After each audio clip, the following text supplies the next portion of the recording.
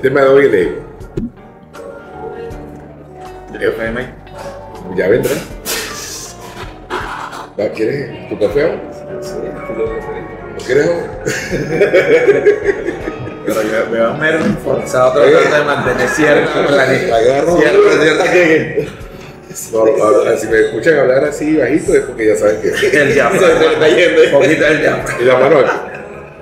No se nota. Porque aquí va a salir así como que se me marca en el piso. El piso. Está así. Entonces, cualquier cosa. Esperamos el café de más. El café de maíz. Ahí en el café de maíz.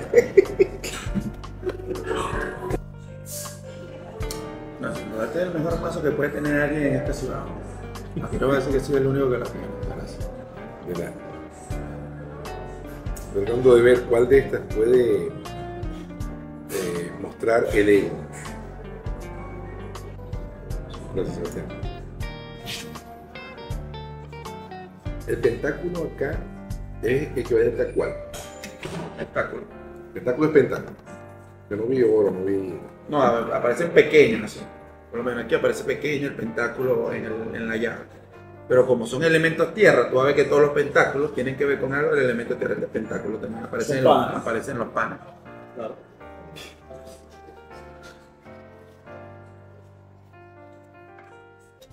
Pero no quiero hacer una expresión de egocentrismo. Pero pueden dejar las cartas quietas ya, por favor. Pero bueno, estamos hablando de alguna parte de energía. No la quiero. No te creas tal. No quiero ser ego, pero me dice, ayer me toca la espalda. Y yo, oye, disculpa que te toque la espalda. No, tranquilo, tú tienes derecho a tocarme la espalda. Me molesta, pero tienes derecho. Yo creo que aquí. El carro. El carro parece más bien que es como que él domina el ego. Están subiendo lo mismo. En el tren. Sí. Sí, claro. Una ayuda, estás recibiendo una ayuda para subir. La carne se desprende. Ah, no, Está bien. Perdón. Bueno, traje esta cita aquí que me parece que está chévere para comenzar. El libro de Kabbalah dice: el ego, y ya que el primer podcast fue sobre el vacío existencial, dice aquí: el ego es la pretensión de estar lleno, el yo es el reconocimiento de estar vacío. Y ya desde el punto de vista de la Kabbalah hay como que una separación. Y creo que es muy importante que pudiéramos llegar a un acuerdo en eso. O cuál sería nuestro punto de vista entre el yo, el ego, también a veces se conoce como el mí. Freud utilizaba un término también, el ello, algo que está más profundo, tal vez en este abismo existencial. Super yo. El super yo, por supuesto. Entonces, creo que la idea del ego y la idea del yo está planteada como un algo, el yo, que obligatoriamente tiene que pasar por las fronteras del ego para llenarse de cierta energía que le permita cumplir un propósito. Pero a mi manera de ver las cosas, el ego es como esa fuente interior que tenemos de la voluntad, pero que tenemos que saber medir cómo la vamos, o con qué intención vamos a utilizar esa energía. Estoy de acuerdo, porque, digamos, objetivos de la vida que se logran necesita esa potencia, esa voluntad para lograr tus objetivos, que si no la tienes es muy difícil.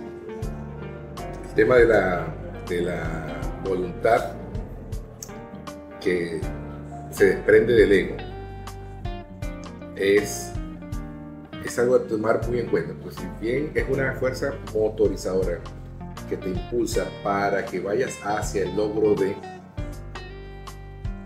si esa voluntad se exacerba, se sobredimensiona, entonces caemos en los problemas derivados a lo que la gente está acostumbrado a relacionar con el ego, porque el ego no es egoísmo.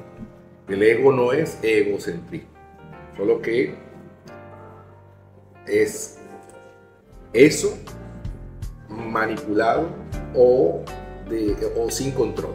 Y cuando no está el control del ego, suceden estas cosas. Me pareciera que el ego es algo que hay que tener controlado. Hay que controlarlo. Pero que al mismo tiempo es parte de nuestra esencia, por eso que tampoco uno lo puede como que eliminar de buenas a primeras o tomarlo como mal. desde el punto de vista de la Kabbalah, al principio era una totalidad, y lo que hace el creador, Dios, es generar una dimensión espiritual, que es lo nuevo, algo que viene de la nada, que viene a ser el ego. El ego desde la Kabbalah es el deseo de recibir. Dios es una entidad puro otorgante, no necesita recibir nada dentro de su mismo nivel absoluto y perfecto. Entonces lo que hace, para él poder expresar su bondad, tiene que generar aquello que lo va a recibir.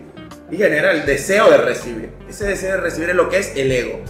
Pero tiene dos modalidades. Una modalidad puede ser: yo quiero recibir para recibir y no me importa el otro, porque hoy estamos aquí 4 expresiones de ese deseo de recibir, 4 egos. Pero yo puedo entender que yo puedo recibir y quedarme con todo esto que está aquí para mí mismo. Y ahí entonces me vuelvo egoísta. Pero pareciera que el nivel de trascendencia, cuando queremos salir de este ego, entonces, si somos puros recibir, la única manera de trascender es otorgar. Entonces, ahí es donde está la clave. Saber que en algún momento tenemos que empezar a dar al otro. Estamos experimentando entonces un atributo del creador al momento de entender lo que tú estás comentando. Claro, un nuevo atributo donde él quiere vaciar, digamos, un código que nos diga que tú tienes que otorgar. La clave está en que logre hacer una trascendencia de plano. Yo estaba viendo ese tema del ego, cómo lo representaban los griegos en su mitología, ¿no? Y yo lo veía como el dios Ares, o Marte, como decían los romanos. Pero es porque es eso que impulsa, es una potencia que va con todo para conseguir algo. Pero que si no lo controla, ese mismo dios de la guerra destruye todo. Quedas en un nada de que no sabes quién eres. O sea, soltó tanto los caballos, la guerra, que llegaste en un descontrol que cuando viste que quedó, nada. Y te pierdes ahí. Vi eso como un arquetipo. Pues. Ares es el ego que impulsa, te motiva, vence todo, pero que tienes que controlar para que quede algo. Algo que sepas aprovechar. Entonces en el ego están manifestadas las dualidades también. Si podemos hablar del bien y el mal, están allí. Y deberían estar, no sé si en equilibrio, pero sí bajo un control que te permita a ti, con la intención correcta, poder lograr lo que la intención del creador buscó en nosotros, que es hacer que eso se perdure, se vaya desarrollando. Hablando un poco ahorita más psicológico, la autoestima, que es una parte que compone a ese ego, a ese yo.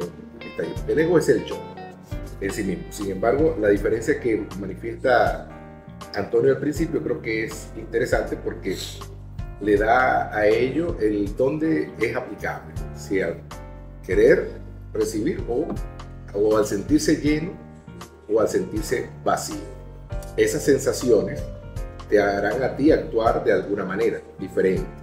Y eso creo que es fundamental. Ahora, el autoestima, que es esa condición que es la autopercepción, cómo nosotros nos evaluamos, necesariamente también es producto de lo que han hecho con nosotros. Cuando tú reconoces que han hecho de ti una persona que necesariamente debe seguir buscando maneras de aprender, te va a tener una esencia de comportamiento. Cuando te manifiesta que tú eres lo mejor, que tú no necesitas a nadie más, etc. Entonces, esa sensación de llenura, de estar súper satisfecho consigo mismo, también te va a hacer compararte con los demás. Y al compararte con los demás, comienzas entonces a crearte las competencias inútiles que terminan desarrollando deseos de dominación sobre el otro. No, y ahí respecto a la autoestima también es importante ver la necesidad de crearnos una autoestima y de mantenerla, pero también como de trascenderla. Porque, y dejo esta pregunta, ¿de qué manera el ego, o utilizamos el ego, esta energía del ego, para ir estructurando nuestra autoestima? Y esa autoestima sin duda va a ser una de las vestiduras de esto que puede ser el yo.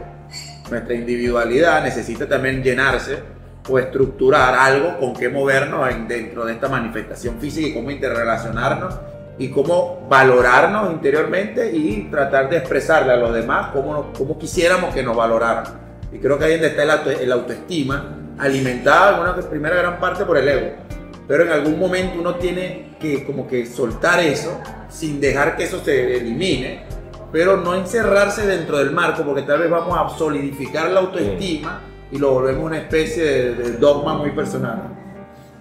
¿Cómo es posible entonces? Porque ahora la pregunta sería, ¿es posible que cualquier individuo pueda desarrollar por sí mismo, sin recibir cierto conocimiento externo, cierta palabra externa, lo necesario para que pueda conducir eficazmente su autoestima o su ego?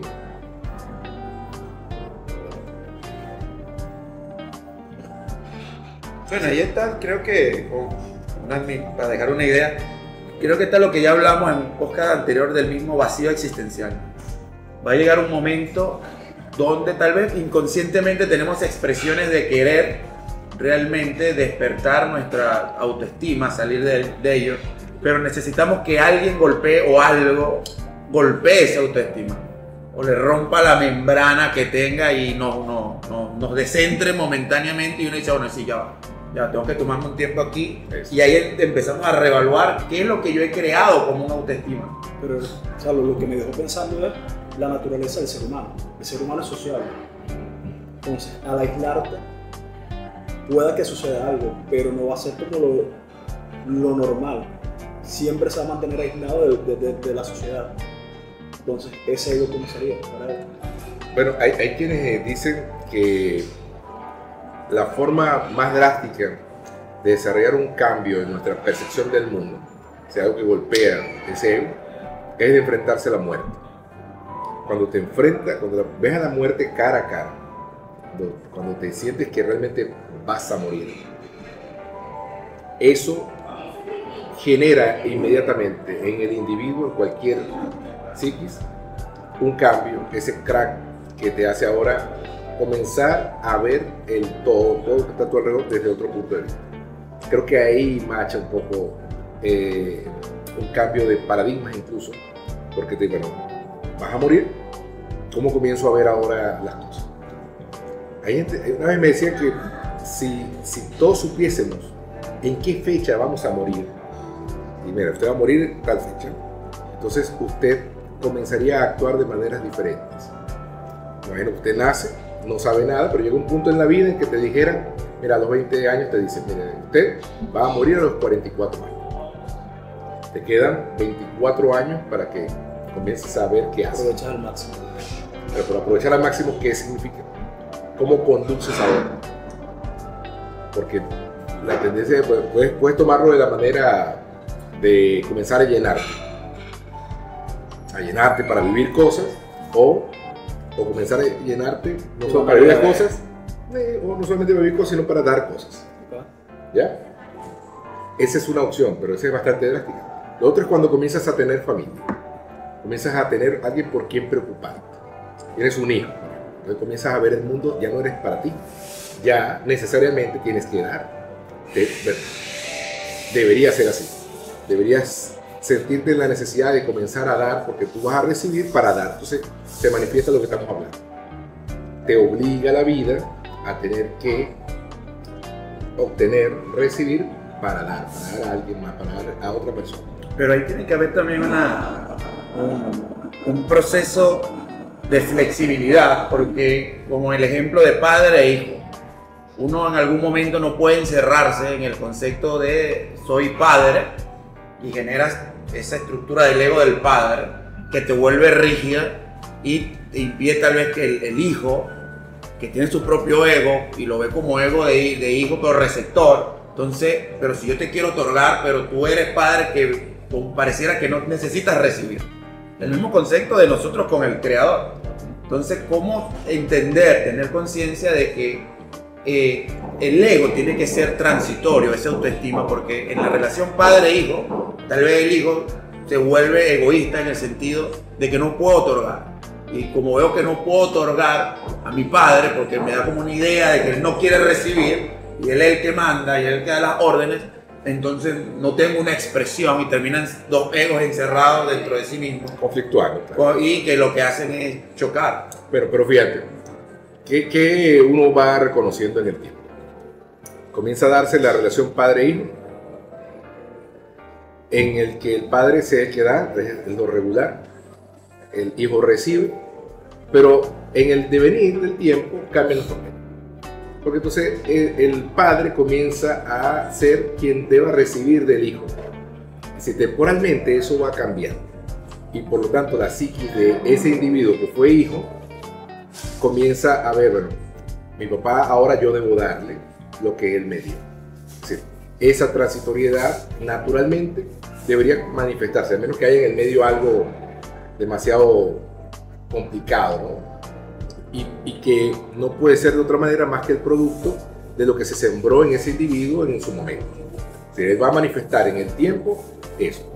Ahora, el tema del ego se manifiesta allí también. ¿Cómo controlarlo? Porque ya creo que deberíamos tener la sapiencia de entender que es un factor interior que debemos controlar regularmente. Ahora, siempre debe controlarse, siempre debe estar bajo estricto control total. Siento que hay factores también externos, otros egos, que es lo que estaba hablando al inicio, que era lo dual. En una relación de padre e hijo, siempre va a haber esa fuerza, algo que la amortigue, que vendría siendo el ego de la madre. Una energía femenina que es como que, hijo, tranquilo, te escucho. Normalmente, la madre es la que escucha al hijo como que, mira, ¿qué está sucediendo? ¿Cómo te fue en el colegio? ¿Cómo? El padre es el que está trabajando y es el que da las órdenes y es el que dirige la casa. Entonces, siempre va a haber como una fuerza externa que amortigue ese ego que pueda estar descontrolado. La ausencia de madre, bueno, puede ser eso que uno puede llamar remordimiento de conciencia, que es muy duro. Siempre va a haber esa energía como que femenina que aguanta la potencia de... Yo les pasaba el otro día las imágenes del capítulo 2 del libro de Rafa, del tenista español Rafael Nadal, y se los pasaba porque me gustaba cómo se describe la relación entre el tío Tony, que era el tío de Rafael Nadal, y Rafael Nadal, y cómo él, cuando empieza a ganar los torneos de tenis y empieza a ganar los juegos, de alguna manera él se sentía como que, bueno, tenía razones como para empezar a celebrar. Y su tío le decía, no, mira, no has ganado nada todavía eres un adolescente ganando algunos partidos de tenis, pero no creas que con esto lo ganas todo. Entonces también, de alguna manera, había un control, había un freno, porque a pesar de haber ganado algunos juegos, ya él podía pensar que era una gran estrella. Y resulta que tú lo puedes ver a lo largo del tiempo, como Rafael Nadal mantuvo esa disciplina a pesar de ser un ganador en muchos torneos, pues mantuvo esa disciplina incluso su tío le decía que era mejor ser una buena persona que ser un buen jugador de tenis. Y creo ahí mucho está casado también cuál es la idea que tenemos nosotros como el sentido existencial. Ahora teníamos el vacío existencial, pero ¿cuál es el sentido existencial? Porque si el sentido existencial está como en que vivir dentro de este mundo físico, dentro de esta experiencia de la realidad de la mejor manera posible, bueno, ahí creamos lo mejor de nuestro interior para movernos de la mejor manera posible acá. Pero si tenemos dentro de este sentido existencial la trascendencia, de que tenemos que llegar a otro lado, o hay algo más allá a lo cual yo puedo participar porque dentro de mí hay algo, yo, que quiere participar de eso. Entonces ahí tenemos que ver, eso nos lleva a reestructurar esto que llamamos el ego, porque tiene que lograrse una flexibilidad en él que nos permita sin duda ir cada vez más allá y que no, más bien el ego como que termine trabajando, incitándonos, como tal vez el tío de Rafa, a decir, mira, que todavía ahora es que te falta, a diferencia que te diga, mira, creo que ya está listo, ¿qué más te va a decir? ¿Qué te van a decir estos 4 aquí de que no sepas tú? La autosuficiencia. Claro, entonces cuando viene el concepto de trascendencia, sabemos que, mira, ante la trascendencia tenemos todavía un gran tramo y tenemos todavía muchísimo más que desarrollar el autoestima, porque querer dar un paso hacia algo de orden superior requiere que nos llenemos de una autoestima mucho más fuerte todavía, que sea capaz de recibir lo que ese nuevo paso nos va a dar. Creo que eso se logra siempre con esa intención de querer recibir para dar. No puede ser otra manera. Si tú no te mantienes con la conciencia enfocada en que tú debes siempre buscar recibir, aprender, conocer, pero con el afán de dar, cuando te corresponda ser hijo, recibir, cuando te corresponda ser padre, dar, cuando te corresponda ser hijo con un padre viejo, o maestro, o cuando te corresponda ser maestro para dar, y eso por el hecho de que tal vez lo natural que se ha buscado es que la energía femenina de la madre esté allí también para amortiguar, pero también el concepto de ella puede ser, de hecho, ella siempre es dar. Sin embargo, en los últimos tiempos, cualquiera que escucha un comentario así, de lo que nos escuchan dirá, bueno, pero esto ha cambiado mucho, y es verdad. Sin embargo, más allá de la persona o de la figura que representa, es el concepto que representa. Sea el padre que se comporte amortiguando, sea la madre que se comporte dando y viceversa. Sin embargo, el concepto general es entender que vamos a sufrir a lo largo de nuestra existencia de cambios muy regulados por nuestro entorno que nos van a hacer despertar en menor o mayor medida una conciencia de quiénes somos y de nuestro rol sobre lo que está a nuestro alrededor. Y si eso está bien compaginado con una estructura hacia el bien, entonces nosotros, nuestra energía, nuestro yo, nuestro ego, lo que da nuestra individualidad va a también estar canalizada de esa manera. No perder la oportunidad de recibir lo que queramos recibir o lo que busquemos recibir con el propósito de dar. Esa es la clave de control del ego. Y la diferencia fundamental que marcaste entre el yo y el ego está clarísima. Sensación de estar totalmente lleno o de estar con el vacío necesario para buscar paz. Lo que veo entonces es que un ejercicio que tendremos que hacer constantemente es el practicar ese discernimiento, ¿no? Saber qué es lo que estoy recibiendo para poder otorgar. O sea, sería una herramienta fundamental para desarrollar un ego por lo que no sano. Bueno, es que por lo menos en la Kabbalah está el concepto del Da'at. Está el sistema de las 10 dimensiones de la Sefirot, pero hay una Sefirot oculta ahí que es el Da'at, el discernimiento o la conciencia, que es la que nos va a decir es que todavía te falta, todavía hay cosas que puedes cambiar. Y la clave está en trascender tanto el ego como la autoestima y que el yo se conecte con este nivel del discernimiento de la conciencia. Porque, como decía, hay algo que es necesario. Tal vez en los primeros pasos necesitamos una andadera para empezar a caminar, después necesitamos un maestro que nos enseñó a leer, a escribir, y profesores que nos enseñaron en nuestra vida profesional. Pero cuando nos graduamos, creo que todo el mundo ha sentido ese miedo de, mira, mañana empiezas a trabajar. Y tú dices, oye, ¿qué voy a hacer? O sea, tengo un título, pero el título es administrativamente, eres ingeniero, eres licenciado, pero ahora tienes que empezar a trabajar. No hay garantía de que... Entonces ahí uno empieza a dar los pasos, y ahí es como cuando tú empiezas a generar tu propia autoestima y tu propio ego de lo que realmente eres, cuando te empiezas a enfrentar a la realidad por tus propios medios. Pero a fin de cuentas tienes que, el ego, ahora en manera más espiritual, con el alma, el yo, en los primeros pasos necesitas el ego como que para ir generando un cuerpo a la cual se va a sustentar este yo. Pero después hay que entender de que hay muchas cosas por perfeccionar. Muchas cosas. El ver la necesidad del otro. Va preparando la psique. Claro, la psique. Ve que hay un concepto, lo leí acá, de Mario Sabán, y nos va a decir que la psique, ahora aquí viene este nivel donde tenemos que llegar, tras pasar todo lo que es este plano del ego, que es un plano muy casado a lo emocional, al plano de la psique. Y va a decir que la psique es ese plano particular cuando esa chispa que cada uno de nosotros tiene del creador, del Ein Sof, empieza a tener una autoconciencia de la divinidad. y saber es que dentro de mí hay algo que es trascendente.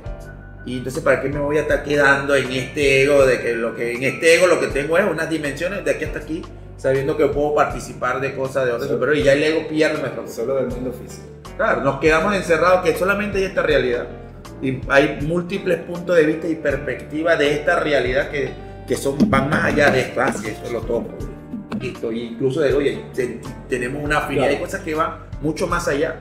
Y tal vez no la podemos entender porque no nos damos la oportunidad de querer trascender este mundo, porque aquí nos sentimos bien. Aquí nos podemos tomar un café, sentarnos un domingo a hablar de estas cosas. Ahora, ya entendiendo que el ego es como necesario, ¿no? Este concepto, una pregunta, ¿no? que me vino a la cabeza es, este concepto que hablan a veces de, no, la muerte del ego, ¿de qué va eso? O sea, Bueno, me genera. yo- He visto eso, que como que no, hay que conseguir la muerte del ego, ¿no? Que muchos líderes orientales, no, hay que buscar la muerte del ego para... Yo creo que ¿A qué lo que se es refiere? importante ver, y en mi visión del ego, es que el ego siempre es lo que te energiza. El ego es un núcleo energético del cual tienes que ir, porque ahí es donde está el concepto del deseo de recibir, pero él te va a estar alimentando porque esa es nuestra propia esencia. Claro. Ser entes, vasijas receptoras. Pero pasa una magia como ahí como un intermedio que te permite traducir de una señal a otra. Ustedes que son especialistas en sistemas de control, cambias la señal, pero lo que alimenta es la misma señal. El ego te está alimentando. Tal cual.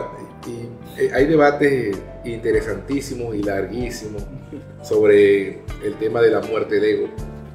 Mi punto de vista es control del ego. Ese es mi punto de vista. Controlarlo. Generar el desarrollo del control. Tal vez a lo que se refieren algunos autores con la muerte es precisamente quitarle esa parte que implica la satisfacción propia. Eso lo denominan matarlo, liquidarlo, y quedarte con lo otro, lo esencial. Algo altruista. Algo más altruista. Yo creo más allá de esto que del ego se van a desprender varios temas importantes que vamos a ir abordando en los siguientes podcasts que vamos a armar, muy particulares, a donde podríamos centrarnos en esta primera parte de la serie, porque hay aspectos que hay que ir profundizando para tener una guía del autoconocimiento. Yo cierro una frase que tiene mucho que ver con esto, que es de Shantideva, que dice que todo lo que es bueno en el mundo, todo lo que es positivo, todo lo que es bueno en el mundo, tiene que ver con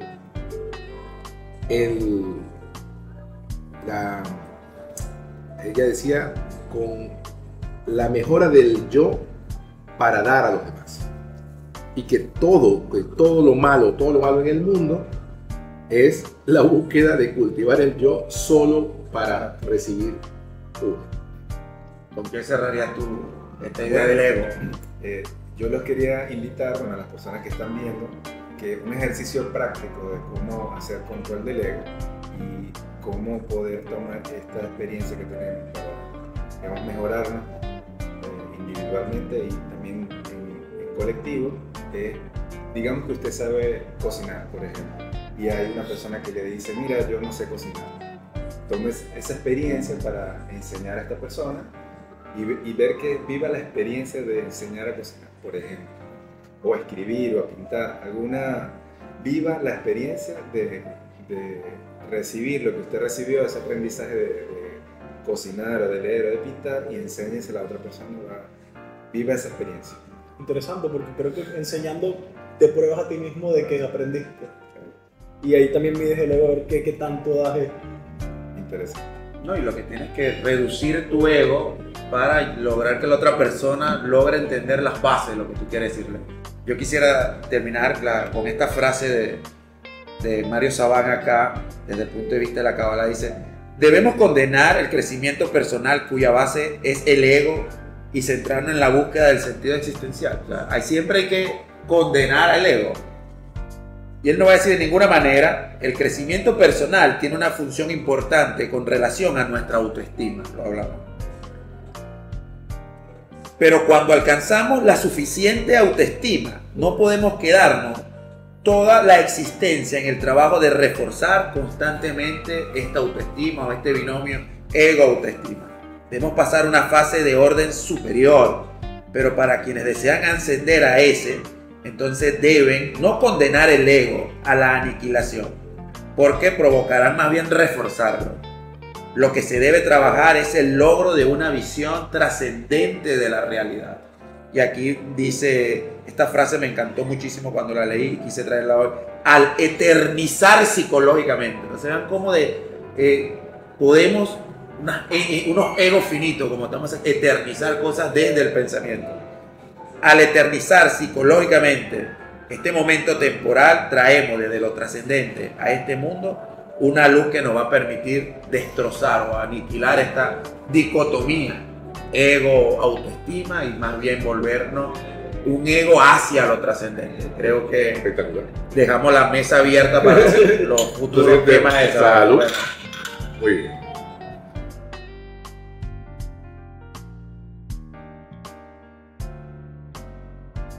ya, pero ¿con qué estás apretando este signo? O sea, tú tienes que guardar un dedo, yo guardé un dedo. Yo guardé un dedo. No, vale, yo Pensé que guardé. era la agarré de todo. Yo me guardé este dedo para ver. ¿Sabes qué parece? Parece la bebida de Ken y Barbie. No es eso, o sea, no entiendo por qué brindaron. Guarden un poquito ahí.